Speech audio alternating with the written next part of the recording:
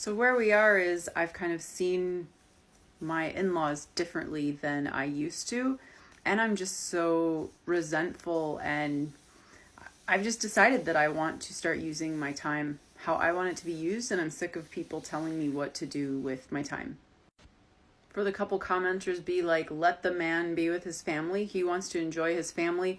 That was a large part of the confusion for me, is that behind closed doors in our home, my husband is talking about how he can't stand being around his family, how his mom is intense, how his sisters are not enjoyable to be around, about how much he can't stand his brother-in-law, the husband of oldest sister. So from him, I'm hearing all these things about how he doesn't like to be around them, etc., for whatever reasons. But then when we're actually around them, that's when I refer to the enmeshment and the guilt taking over, which I somewhat get. It's hard for me to do some boundaries with my own family. It's one thing to expect someone to do it with theirs. It's another to do it with your own family. Despite my boundaries and just speaking up about things, which results in this point, as you can imagine, there's a lot of new side conversations. There's now a lot of conversations that Matt is having to field on his own, because when I say something, or even if he says something, they're like asking him to make sure that it's actually coming from him and that I don't in fact have him by the balls or something like that. So before I did my little like offshoot of when I finally had started seeing some things with my in-laws, I had kind of gotten to fall of 2018. That is when mother-in-law's mother died and all of that funeral debacle happened. So that was fall of 2018. We've now gotten into... Oh, and then we did the Santa thing. That was Christmas of 2018. The Santa at the Ridgedale Mall debacle, Christmas of 2018. So now we are into 2019. In August of 2019, Matt and I decide that we're going to do our first family vacation. That's like just us, just Matt, just me, and just our daughters. No one else is coming. This is about us this time. His parents, namely his mother, very much want to be a part of it. A family vacation's a family vacation. You have other family at your vacation. Why would you just have time with just your family to be on vacation? She pushes about joining us at this. We just go to a Great Wolf Lodge. It's like a water park hotel in Bloomington, Minnesota. And she just really wants to be there. They want nights there. And we're just like, no, it's not happening. So then she pushes with, well, we'll just come during the day. We'll just come during the day and see you guys. And it's just like, no, it's not happening. Matt does a great job standing firm. Oh my gosh, it happens. And we have a great little first time ever, just the four of us on a mini vacation, which we drove 45 minutes for, just to a water park hotel in Minneapolis. But still, it was just like this amazing, like, flag. What am I looking for? Like maiden voyage of, we did it. We did a vacation by ourselves. The day that we are set to leave this vacation in mid-August 2019, mother-in-law and or father-in-law call and say, when you leave vacation, we need to talk to you about something. So since they live on the northwest side of Minneapolis and we were in Bloomington, which is kind of on the south side of Minneapolis, we went to their house straight after leaving vacation. They had some news to share with us. So the night previous, father-in-law had become short of breath and had gone to the urgent care. Long story short, he was having some scans done.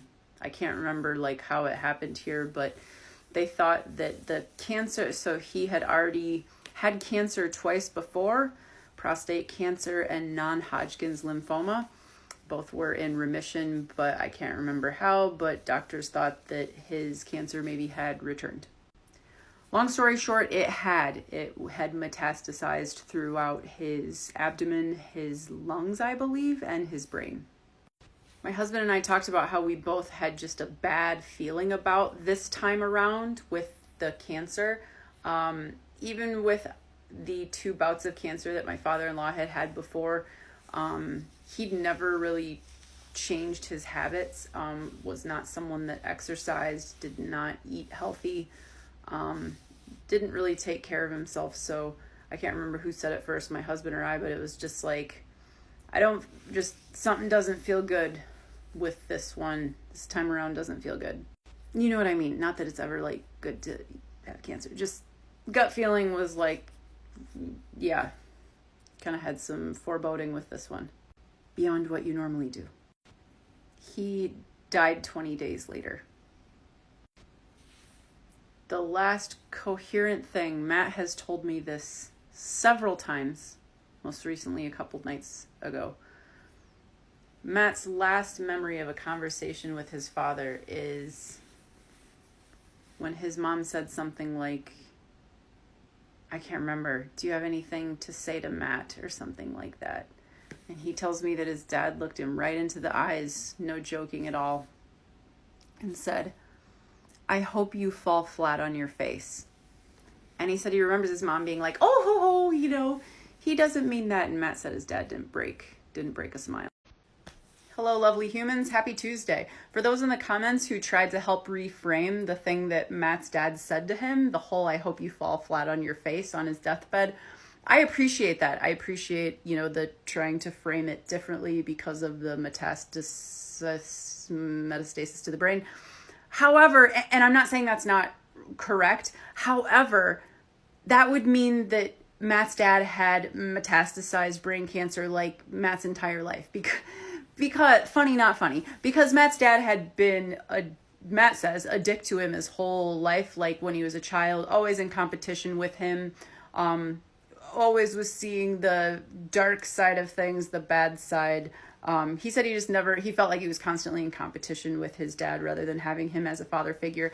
And I saw that while I dated him. Matt's dad would make really crude, kind of embarrassing jokes when Matt was around. And I kind of even felt from father-in-law that he even liked when something didn't go well for me either. At the same time, I've talked about loving my father-in-law. You can love someone and they can be a dick at the same time. I certainly had a good relationship with my father-in-law, and he certainly seemed more coherent and logical to me than the rest of the abusers that I know in that family. But long story short, he was a dick. So that diagnosis was on like Friday, August 16th of 2019, if those dates are right in my head, my potential ASD head. Anyway, so like that Saturday, would that have been the 16th or the 17th? I don't know. Middle sister-in-law, suddenly the sister-in-laws are going to come into town, of course. Because why wouldn't you? I'm not saying that sarcastically. They're going to come into town. And so middle sister-in-law is a nurse on the West Coast, and she makes plans to fly in that immediate Saturday. And so we're like, cool, you're getting in Saturday. We will drive up that day to meet you at their house, and we'll all hug together, cry together, figure out next steps together as a family. Well, she calls us. They get into Minneapolis. They land. They get to the in-laws' house first. She calls us on our drive up and says, Dad is in such bad shape that he needs to go to the ER now. Like, I'm calling an ambulance.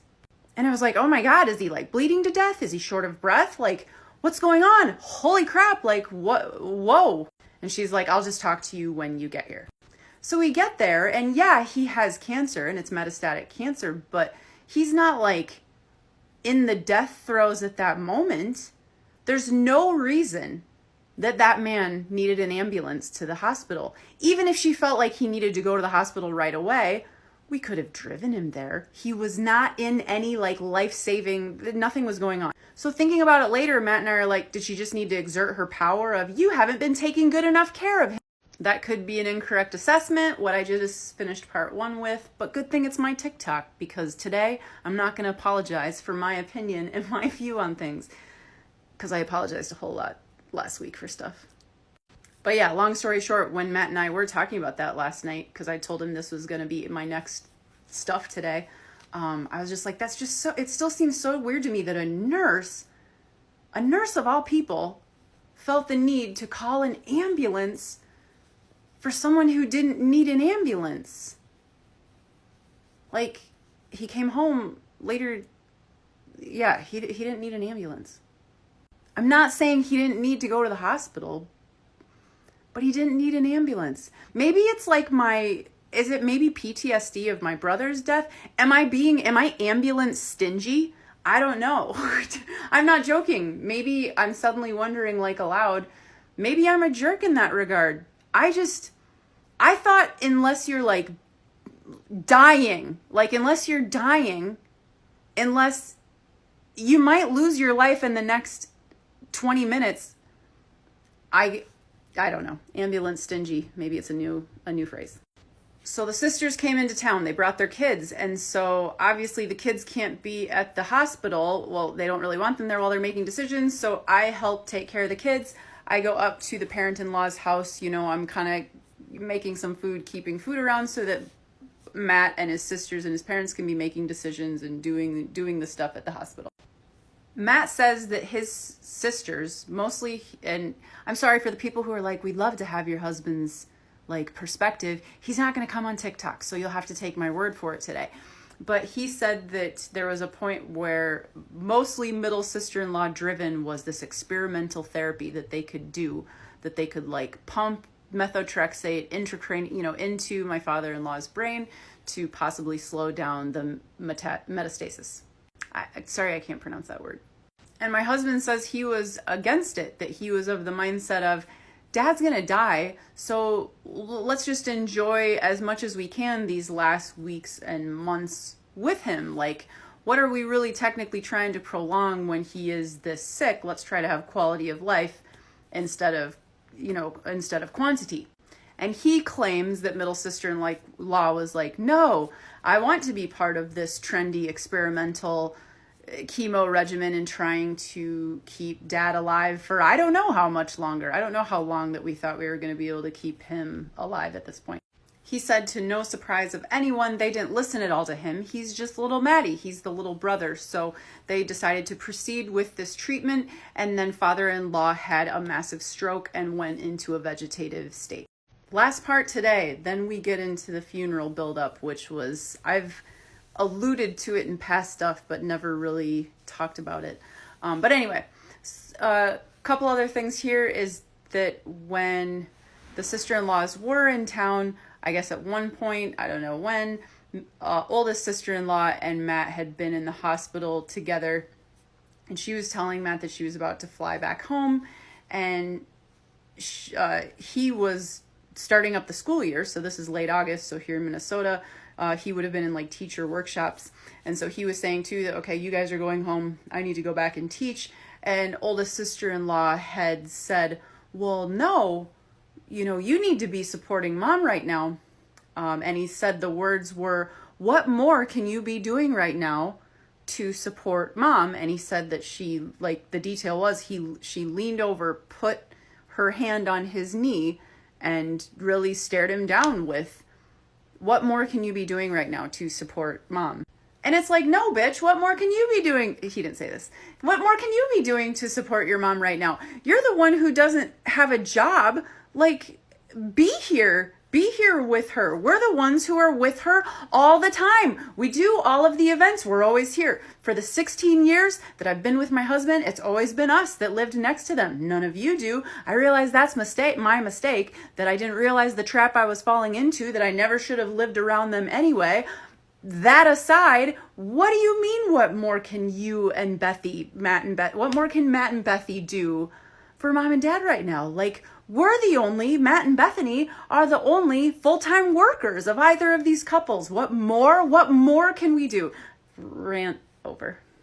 Similar to when it was looking like the last hours for mother-in-law's mother, who had died about less than a year previous, when it was really looking like the end, when they were not going to keep him just alive via machine any longer. I did take off work and just go and be at his bedside. My mother-in-law did not ask me to sing for him. I would have, but she didn't ask, and I didn't want to. I would never want to assume that someone wants me to do something, I guess, is the easy answer. Overall, just a really sad ordeal in general. Of course, it's sad to die from cancer. I just mean the way that it all went down and the hard feelings around it. So my father-in-law died and the sisters went home. I don't remember a huge amount of what happened in this time period in the month before his funeral. I do remember that Matt went up there a whole lot. One of the things he went up there to do was to collect a bunch of photos because they wanted him to make a slideshow with music, etc. He worked really, really hard on this slideshow. He did a fantastic job. To give an idea of the quality of the show, he's a tech teacher in high school and had made even the slideshow for our wedding. Did a wonderful job with music transitions, etc. Sent it to the sisters and my mother-in-law. It was not good by them. It was not okay. There were not enough pictures of a certain amount of person. He had included too much of one friend and not enough of the other friend, etc. It's like instead of realizing that the slideshow was for my father-in-law's funeral, it instead became a thing where mother-in-law had to make sure that everyone in her life was recognized appropriately, no one above the other. It became a show-off piece, in a sense, is what it felt like. This is when it first started becoming clear to me that my mother-in-law I didn't know the term at the time, but was using my sister-in-laws as flying monkeys to get at Matt. Because when Matt would interact with her on the phone or going up, she was nothing but sparkles and smiles for him. It wasn't until the sisters would call and say, Mom's not happy with the slideshow, you need to change XYZ. And I remember even then being like, but why aren't we here? Did you hear that from are the sister-in-laws just saying that? Are they using mother-in-law as a vehicle to say, oh, well, this is what we don't like? Because why, when you talk to your mom, isn't she just directly saying that to you? Again, I didn't know the term flying monkeys at the time. So he just started ignoring them. He had spent so much work on it and then reworked it based on the feedback they had given. And then it still wasn't okay, even with the rework. I think he would say that he probably spent 6 to 10 hours on this slideshow by the time he had built it, reworked it, etc. They still were not happy with it. They still wanted XYZ changed. We don't like how fast this transition comes in. You duplicated XYZ photo. This needs to change. But again, he'd started ignoring them. So they started contacting him during school hours because neither of them works full time. At this point, middle sister-in-law might work full time. I'm not sure. But just in case she ever gets back to me on this and is like, that's not true. I'm aware, middle sister-in-law. I do believe you work full time at this point, but you didn't then. So there was a night where my husband was like, my sisters were on me all day. I tried to rework it according to them. It's still not good enough. And while we're literally talking about it, it's 10 p.m. and the phone rings. And it was middle sister-in-law. And it's like, who thinks it's okay to call someone? See my last post. This better be a fucking emergency for you to think that you can call me at 10:10. What's the emergency? Oh, the transition on the 36th picture was 2 seconds longer than the 35th picture. Hang up the damn phone. The audacity to think that you can call someone, first of all, with that complaint. I wouldn't call someone at 10 a.m., 2 p.m., or 5 p.m. with that complaint. But 10 p.m. on a school night? Rude. Both sisters flew in a couple days before the actual funeral. The day they arrived, that night, they were knocking at our front door. All I know is it was dark. I know that it was late at night because I remember it being dark and being like, what? They're here? What? Okay, opening the door. They come in with smiles. It's just totally normal that they're here. Oh my gosh, hi, you guys. It's like, hi, it's a school night. What are you doing here? Couldn't call or anything? In general, don't ever come to my house unannounced. Just don't. I don't know if that's an introvert thing or just decency. Don't do it. So we're kind of like, hi, okay. So, middle sister-in-law is making just chatter in the kitchen momentarily with my husband, and oldest sister-in-law and I go sit down on the couch. And if you are an avid listener, an avid follower, thank you so much. You may remember me alluding to this in the past. So I sit down on the couch with oldest sister-in-law and she launches into it without further ado. I got to hand it to her. Good job just skipping the small talk. And she goes, so if you could just, it's really important to us that you are able to, in the months moving forward, if you could just go up to be with Mom on the weekends. and my brand new little boundaries heart completely fell into my toes. But you got to start somewhere. So I just very calmly, dying inside, was like, Matt can do that, if that's something he wants to do. I'm not going to stop him, but I will not be going up to see your mom just on the weekends. She goes, well, why not? That's very important to us that you do that. That's very important to the family. And I said, because I work full time Monday through Friday. For me, the weekends is about laundry, cleaning, doing a bunch of food prep for the week. And it's not like your mom lives 10 minutes or 15 minutes away. She lives, 50, almost an hour, each way. So to just go up on the weekends, if Matt wants to do that, that's cool. But the girls and I will be staying home. Again, if you're an avid follower, you know that didn't go over well, that came up as I was being yelled at in the kitchen table series. Another thing that I went on to say, and this was me just like verbal diarrhea, panicking while trying to look totally calm at that moment, but something that had come into our mind recently, because we were getting so sick of just the assumption that we had to do everything, was I had some family members who were looking to move to the Colorado area. And so I had kind of cursory thought about it. And so I just kind of blurt, it'd be really nice if you and middle sister-in-law could figure out some assistance yourselves with helping mother-in-law, because Matt and I may be looking to move here in the future. Isn't that hilarious? Because now I'm moving. Like, I didn't mean it then, but like I mean it now. Anyway, side note. And I mean, I wasn't technically lying then when I said it. We already were getting the feelings within us of run. I'm not brave enough to technically have boundaries yet. Like, I'm working on it, but I'm like teeny tiny in my journey. And so at that point, life did seem easier to run away from the problems without facing them and passive aggressively just be like, I'm moving, rather than you're a bunch of abusers, because I didn't know that yet and I can't stand you. Again, if you're an avid follower, you know that didn't also go well. The bringing up, you even said that you were going to move. That was so not helpful. I'm getting ahead of myself. So then I think I went into the bathroom to be like, it's nighttime. It's a school day. Matt, the funeral wasn't exactly the next day, so Matt still was teaching the next day. They just happened to be in town. And like I said, if you saw the previous post, just show up at our house at night after my daughters were in bed. It's dark out. So again, I went into the bathroom to start getting ready for bed as a passive aggressive way to be like, what are you still doing here? Middle sister-in-law, oldest sister-in-law sit Matt down at the kitchen table. I've left the door open, I think out of a morbid wanting to hear what was about to happen.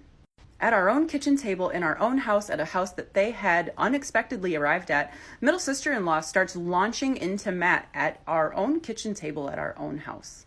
She's telling him how disappointed that they are, that he wouldn't listen to XYZ of their demands. She didn't say it like that, but you just all this feedback we gave you and you just couldn't get around to doing it, and you're just really letting us all down with your lack of commitment to the family and to mom's wishes for this funeral, blah, blah, blah, blah. I don't really remember the rest because I just remember slightly shutting down in my head.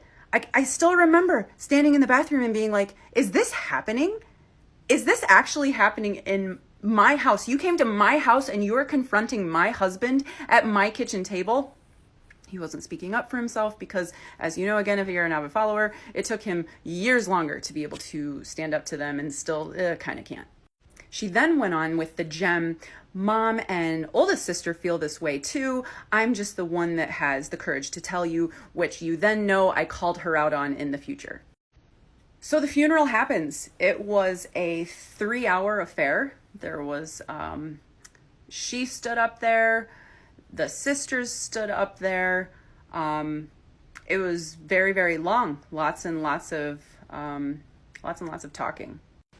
I found out later from Matt that mother-in-law was very angry that my parents did not drive the 3.5 hours from Iowa up to Minneapolis to attend this event. If you also think, Bethany, how could your parents not attend this event? That's okay for you to have that opinion. For now, I'm just going to say that it's very, very difficult for my parents still, 8 years after the death of my brother, to attend funerals. They have done it.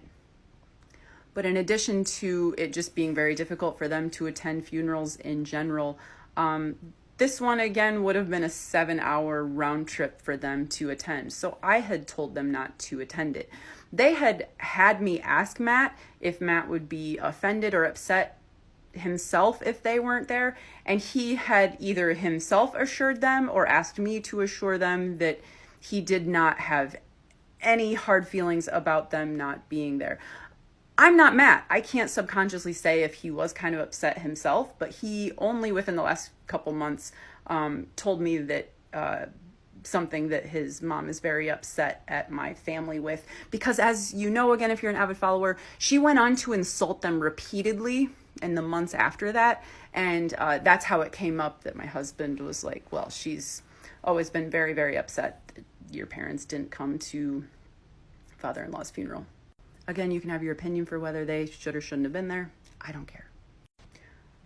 After I started this TikTok, a childhood friend of Matt, a friend who went on to be such good friends that this friend was also a groomsman at our wedding, found me on TikTok and reached out to me privately, essentially to be like, holy shit, I'm so sorry to hear about this happening, the no contact, etc.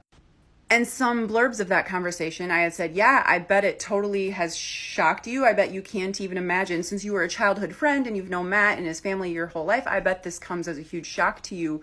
I bet it's hard for you to, believe my side that they were that mean. And he said, quite frankly, no, not at all. I'm not surprised at all. I can totally see that. This friend went on to say, in fact, when I was at the Narc Fest, the funeral of your father-in-law, I was worried about you, Bethany. I was worried about you. You looked like a shell of a human.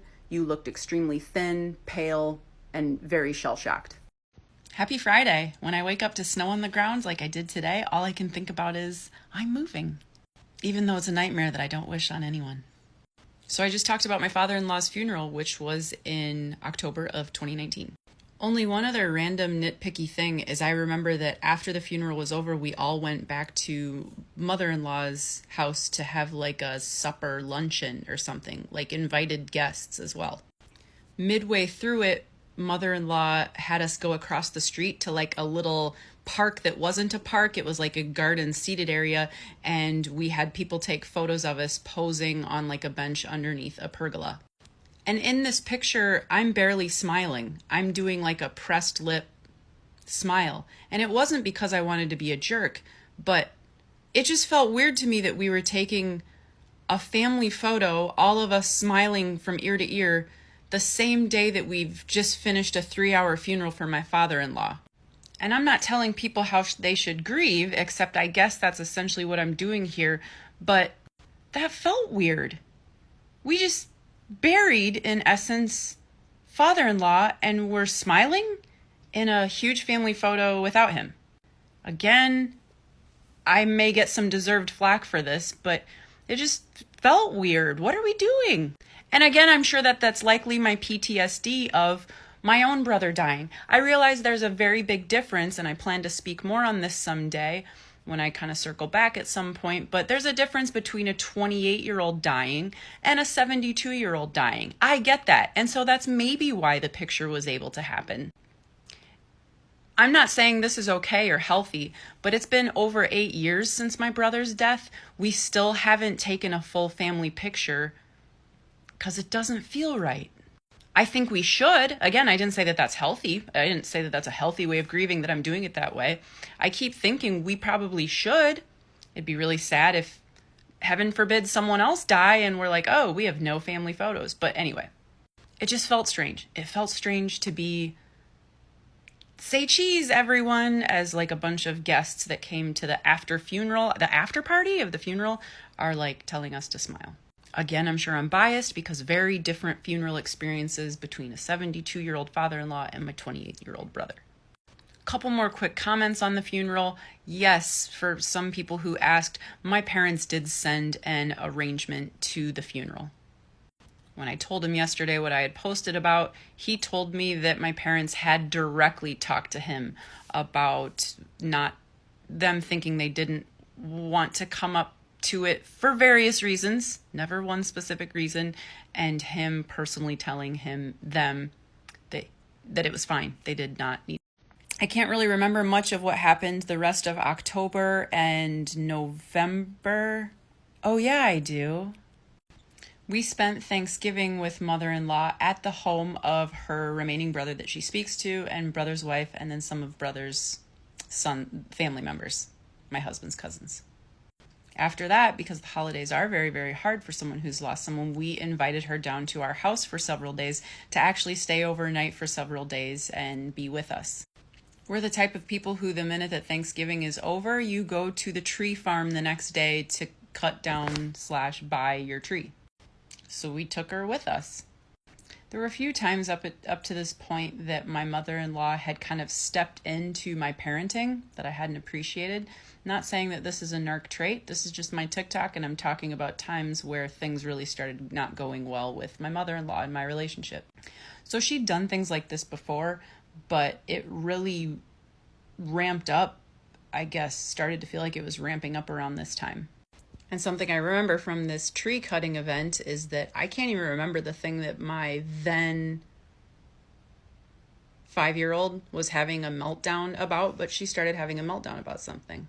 And I was addressing the situation, and mother-in-law comes over and goes, "So what's going on here?" And she came up behind me, and I remember I just didn't even turn around because it was like, wait, is this happening? So I'm continuing to converse with my 5-year-old. So as she's coming up behind, she now comes around the side and says, "Let's see if Grandma can help. What's going on?" And it's like, "I've got this, mother-in-law." And I said it like that. I remember saying calmly, but assertively, "I've got this." And she goes, "Well, what's going on though?" And I calmly, assertively said, "Please step away." So for those who've commented so far that we're only hearing your perspective and you're maybe only giving your rose-colored side of it where you sound so the victim and perfect and your in-laws sound like monsters. Sure, that's fair. This is my TikTok. But I'm going to start giving you some examples of where I very well could have cut my mother-in-law some slack here. I very well could have. But at this point, I think I had just been pushed so far that I didn't care that father-in-law was dead. I didn't care that she'd lost her mother. I just was that far. So again, I'm not trying to condone the things that I'm going to say here or in the future, other than this is the story and I'm trying to give an honest rendition of it. That's all there is really to that story, is me just saying, "Step away, please," after "I've got this." I can't remember her reaction, but she probably went back to her son all butthurt. I don't know. And we had a cordial time the rest of the time. Just that moment, I wasn't having it. So it's December 2019 now, and my husband decides to spend a weekend going up to be with my mother-in-law along with my daughters. I stay home because I figure that everyone may have I'm the toxic one. At this point, I completely think that it is me. I am the one who just needs to take a chill pill. I am the mess. I'm judgmental, I'm cynical, I'm an asshole, and some of that might be true. I'm not saying that that's not partially true, but at this point, yeah, it was like I'm the problem. So if I stay home, they will all have a much better time up at mother-in-law's house. While he was there, he texted that it was a nightmare, and when he came home, he explained how much of a nightmare it was. I'll share more about that visit tomorrow, maybe. I'd like to get the details straight as well as I can with Matt, since again, I didn't experience it, and I would like to get the details from him to give a better account. At this time, we were explaining a lot of her behavior away as someone being in grief and distress. And that truly is the case. But looking back now through a different lens, as you've essentially witnessed me doing in the time I've been on TikTok, the lens of her being a malignant narcissist and running a narcissistic family cult, a lot of the behavior makes a whole lot more sense. For the Christmas festivities surrounding the days, oldest sister-in-law came into town with her family. Middle sister-in-law did not, because she had planned to spend a week or so with mother-in-law down in Florida when it was going to be time to sell the condo that they had down there. More on that later. When we were at Christmas, my Christmas gift was a plastic bag, and inside it was pamphlets to mother-in-law's church a pamphlet to a grief group that she was in and a house key. She gave this speech that after I finished my workday, at that time I was working about 30 minutes from her house. I was driving to work, whereas I normally live 50 minutes from her house. But she gave this speech that I could use the house key to come up and stay at her house after my workday was over, and I could attend the grief group at her church so that I could appropriately grieve my father-in-law. I think the follower I think it's Renee, who had told me for any of those moments where you're just like dumbfounded, I'm speechless, I can't even think what to say here. This follower had said, Bethany, I've realized that's because that's narcissistic behavior. Whatever that's narcissism. And this is one where you're spot on. Because once upon a time, this baffled me. I was speechless. My husband didn't get that gift. My sister-in-law didn't get that gift. I did. And I let it clearly show on my face how confused I was, similar to the crockpot experience, which I've referred to in past. So as a brief reminder, the crockpot experience is when I had sold all of my crockpots, none of which mother-in-law gave me, and she had kind of almost taken a personal affront to it. Like, you're selling your crockpots? Like, you're a Midwestern housewife. You can't sell that crockpot. And I was like, oh yeah, I don't use them anymore because I have my Instant Pot. I use my Instant Pot for everything. I don't need crockpots anymore. I'm selling them. And then for my birthday, a couple months later, I opened it and it was a crockpot. And as I opened it, I let confusion come over my face instead of my usual like poker face of not showing any of my emotions. I let her see my confusion. And she she said, I just know that you will regret selling your crock pots, that you're going to want to have one for getting meals ready for Matt and the girls. So that's the whole, if you remember the crock pot story, I did tell it in the past. But anyway, this whole, your Christmas gift is a plastic bag containing church pamphlets, a grief class pamphlet, and a house key so that you, Bethany, can come up and go to the grief counseling classes for father-in-law when no one else in this room got that as a gift. I let the confusion show on my face. Like, what? Later, talking about it with my husband, I was like, I'm not even bitter that that's all I got for Christmas. It's not that. It's more just the appropriateness of that being my present in general when that wasn't said or stated to anyone else. So follower Renee, you're absolutely right. I think this is one of those moments where I was bamboozled and so confused about that because that was narcissistic behavior. Maybe. Did I get that gift because then if I refused to come to her house and then go to the grief counseling, then I was a monster and not appropriately grieving my father-in-law? I remember at some point telling my mom about this gift and my confusion over it, and my mom said that my mother-in-law had texted my mom talking about mother-in-law's concern for my grief over father-in-law, and that mother-in-law wanted me to start attending grief counseling classes for father-in-law at mother-in-law's church. And my mom told me I was so confused and it seemed so inappropriate that I didn't know what to say, so I didn't respond back. So maybe that was probably something later held against my mom too. I don't know, probably. We went to an Italian restaurant with mother-in-law over this holiday, the days around Christmas. And it was just another one of those experiences and I just started noticing them more and not approving or not wanting to fade into the background anymore of when we walked in, she didn't like the table that we were at. She didn't like the TV that was on. The music was too loud. The windows were too bright. Servers fix everything for us. My husband's and my anniversary is a couple days after Christmas. So in this same time period, I don't think it was at that same Christmas event because she would have wanted to drag out the giving of the presents, but somewhere around there, she gave us our anniversary present, and it was a gift card to a movie theater and a gift card to a restaurant that were pretty close to her house. She said that the stipulations of the gift were that we would bring the girls to her house, we would go to the movie theater by her house, the restaurant to her house as a date, and then we would come and stay overnight at her house as well. That was the stipulations of the gift. And she went as far as pressing us in that moment to set up a date and time that we were going to do it. She wanted to get it on the calendar, like pressure in the moment. Here's the gift. So when are you going to use the gift? I need to plan for this. And I remember Matt and or I were like, oh, well, no, we're not interested in doing this now. One of these, we'll use this in the future, this theater brand, whatever, this line of theaters. There's one also like 20 minutes from our house, this restaurant we can do another time. And she got upset about it, pressed us pretty heavily, and kind of was aghast that we wouldn't be using the cards in the way that her stipulations were for giving them to us. Again, I'm not saying that some of these things aren't just a normal grieving mother, but they're also patterns of a malignant narcissist's absolute requirement for control.